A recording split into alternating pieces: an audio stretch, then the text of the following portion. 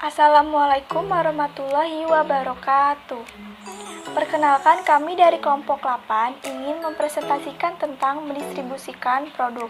Kami beranggotakan 4 orang, yaitu saya, Amelia Putriananda, yang kedua ada Nur Anissa Amanda, yang ketiga ada Binsar Tua Pandapotan Siregar, dan yang terakhir ada Muhammad Rizky Nasrullah. Selanjutnya, di sini kami akan menjelaskan tentang distributing produk. Ada 7. Yang pertama itu integration, yang artinya integrasi. Yang kedua ada wholesale, yang artinya grosir. Yang ketiga ada retail, yang artinya pengeceran. Yang keempat ada channel, yang artinya saluran distribusi. Yang kelima cover, yang artinya liputan. Yang keenam transportation, yang artinya angkutan. Dan yang terakhir adalah akses atau percepatan. Selanjutnya, di sini saya akan menjelaskan tentang integration vertikal. Pengertian integration vertikal adalah penggabungan beberapa perusahaan yang meliputi semua fase produksi, mulai dari bahan baku sampai barang jadi dalam satu organisasi. Dua jenis integrasi vertikal. Integrasi vertikal adalah penggabungan beberapa perusahaan yang meliputi semua fase produksi mulai dari bahan baku sampai barang jadi dalam satu organisasi. Integrasi vertikal memiliki dua jenis yang menggabungkan setidaknya 2 dari 4 fase rantai pasokan. Berikutnya, 2 jenis dari integrasi vertikal, yaitu integrasi ke depan. Integrasi ke depan adalah ketika sebuah perusahaan di awal rantai pasokan mengendalikan tahapan lebih jauh. Contohnya, termasuk perusahaan pertambangan yang memiliki kegiatan hilir seperti pabrik baja. Yang kedua, integrasi ke belakang. Integrasi ke belakang adalah ketika sebuah bisnis di akhir rantai pasokan memiliki kegiatan hulu. Contohnya, ketika distributor film seperti Netflix juga memproduksi konten. Contoh dari kegiatan integrasi vertikal adalah pengecer, seperti Target yang memiliki merek toko sendiri, itu memiliki manufaktur, mengontrol distribusi, dan pengecer karena memotong perantara. Ia dapat menawarkan produk seperti produk merek dengan harga yang jauh lebih rendah. Kemudian ada wholesale atau grosir. Wholesale adalah pedagang yang membeli barang dalam jumlah besar dan menjualnya kepada pedagang lain atau pengecer, tidak langsung kepada konsumen. Badan usaha yang berdagang secara grosir kadang tidak hanya berhubungan dengan produsen, tetapi langsung ke konsumen yang membelinya. Misalnya, seperti supermarket grosir yang di kota-kota besar, banyak konsumen yang merasakan kenyamanan dengan membeli kebutuhan rumah tangga dengan jumlah banyak, terlebih dengan harga satuan yang kalau dihitung-hitung jauh lebih murah. Jenis-jenis grosir. Dilihat dari luas jangkauan atau daerah usahanya, grosir dibagi menjadi beberapa jenis, antara lain, yang pertama ada grosir lokal. Grosir yang unit kegiatannya meliputi suatu kota tertentu, misalnya grosir tingkat kabupaten. Yang kedua ada grosir wilayah. Grosir yang batasan kegiatannya cenderung lebih luas, biasanya melayani kegiatan jual beli antar provinsi. Yang ketiga ada grosir nasional. Grosir yang memiliki luas daerah pemasaran meliputi suatu negara. Kemudian ada retail atau pengeceran. Retailer merupakan individu atau badan usaha yang melakukan aktivitas penjualan barang atau jasa langsung kepada konsumen atau end user. Retailer adalah aktor utama dalam saluran distribusi antara produsen dengan konsumen. Dalam lingkup distribusi pemasaran, retail memiliki sejumlah fungsi, yakni menambah fokus inti usaha masing-masing pihak. Misal, dapat memfokuskan diri pada bagaimana menghasilkan barang yang dibutuhkan atau diinginkan oleh konsumen. Produsen tidak harus memikirkan lebih jauh tentang distribusi barang tersebut hingga ke pelosok daerah. Kemudian ada memudahkan konsumen untuk mendapatkan barang yang dibutuhkan.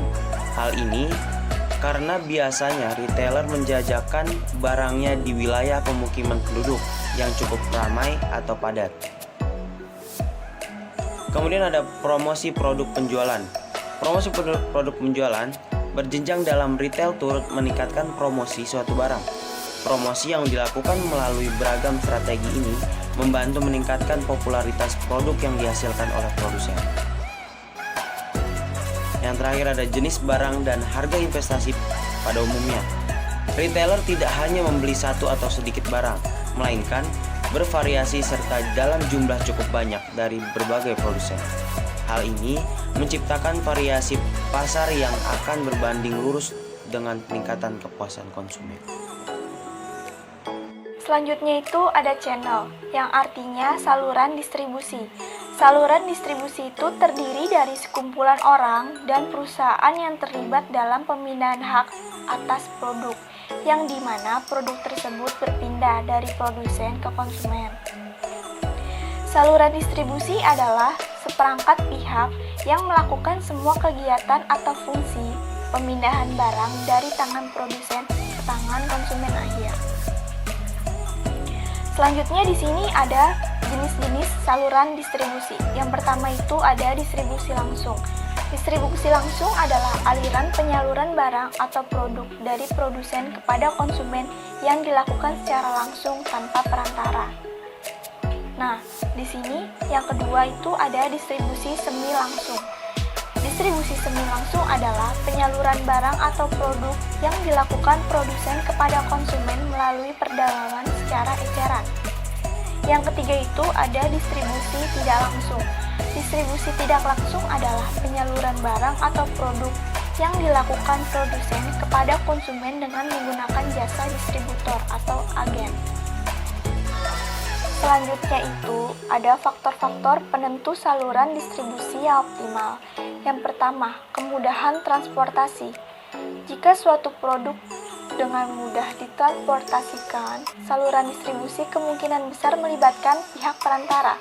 Sebaliknya, jika produk tidak dapat ditransportasikan, produsen bisa mencoba langsung untuk menawarkan produk tersebut ke pelanggannya.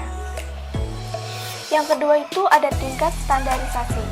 Nah, produk-produk yang terstandarisasikan kemungkinan besar untuk melibatkan perantara, di mana ketika spesifikasi produk tersebut sedikit berbeda atau bisa dibilang dengan unik tiap pelanggan. Nah, produsennya itu harus melakukan transaksi langsung dengan pelanggan. Sebagai contoh, kayak perabotan kantor yang dibuat khusus untuk perusahaan. Itu kan bervariasi ya. Nah, contoh modelnya sesuai dengan keinginan tiap perusahaan. Produk-produk khusus tersebut tidak bisa distandarisasikan dan dijual di toko-toko lain, atau bisa disebut toko-toko retail. Yang ketiga itu ada pesanan melalui internet. Perusahaan yang memenuhi pesanan melalui internet cenderung menggunakan saluran langsung, karena situs webnya berfungsi sebagai pengganti toko retail. Sebagai contoh, Amazon.com. Nah, dia itu menyediakan daftar buku dan produk lainnya yang dapat dikirim ke para pelanggannya. Selanjutnya ada coverage. Coverage system atau call system adalah sebuah sistem yang mengatur bagaimana operasional penjualan dan distribusi di suatu area yang diatur dan dijalankan, termasuk pengaturan semua elemen yang berhubungan dengan coverage system itu sendiri. Selanjutnya, ada beberapa elemen yang sangat penting dan menentukan bagaimana coverage system harus disusun. Yang pertama itu ada sistem distribusi yang digunakan.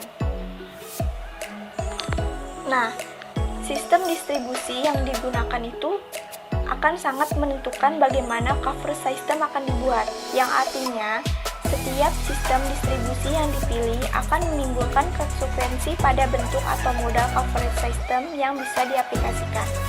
Yang kedua itu ada potensi wilayah. Potensi wilayah juga sangat menentukan bagaimana model dan cover system akan dibuat, yang dimana potensi yang dimaksud adalah daya beli dari target market dan ketersediaan saluran distribusi di wilayah tersebut. Yang ketiga ada sumber daya perusahaan. Sumber daya atau yang dimiliki perusahaan sangat berhubungan dengan coverage system yang bisa diimplementasikan. Nah, biasanya mengikuti pola yang sudah berjalan atau yang sudah digunakan oleh grosir inti dari agen tersebut. Transportation atau angkutan. transportasi dan distribusi adalah suatu produk yang berpindah dari lokasi di mana mereka diproduksi ke lokasi konsumen atau pemakai yang seringkali dibatasi oleh jarak yang sangat jauh. Kemudian, di sini ada transportasi yang digunakan untuk mendistribusikan produk. Yang pertama, ada truk. Truk biasanya mengirimkan produk dengan cepat dan dapat menjangkau tujuan manapun di darat.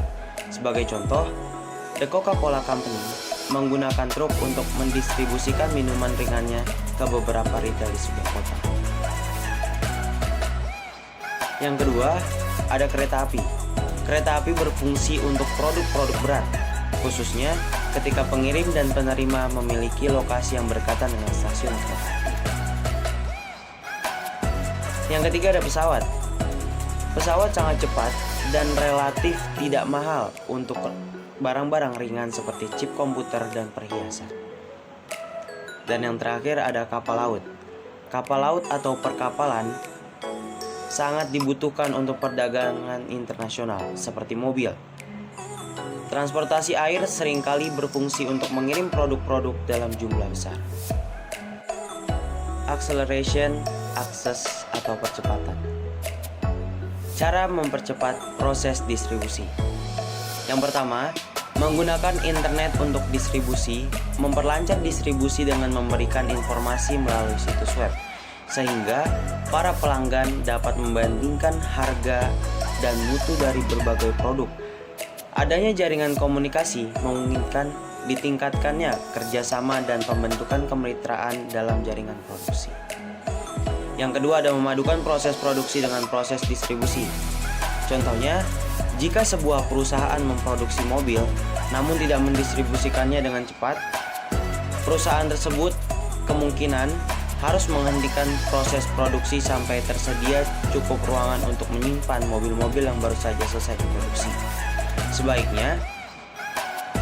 Sebaliknya, jika salah satu langkah dalam proses produksi mengalami gangguan dan memperpanjang waktu produksi, maka produk tidak akan dapat didistribusikan secara tepat waktu. Yang ketiga, ada peranan e-marketing. E-marketing dapat memfasilitasi paduan antara proses produksi dan proses distribusi sebuah perusahaan. Volume pesanan perusahaan akan diperbarui secara online dan dapat diakses baik oleh perantara manapun maupun fasilitas-fasilitas produksi perusahaan dapat memenuhi pesanan-pesanan ini dari persediaan. Mungkin berikut yang dapat kami sampaikan. Jika ada kesalahan kata dalam presentasi, mohon dimaafkan yang sebesar-besarnya. Assalamualaikum warahmatullahi wabarakatuh.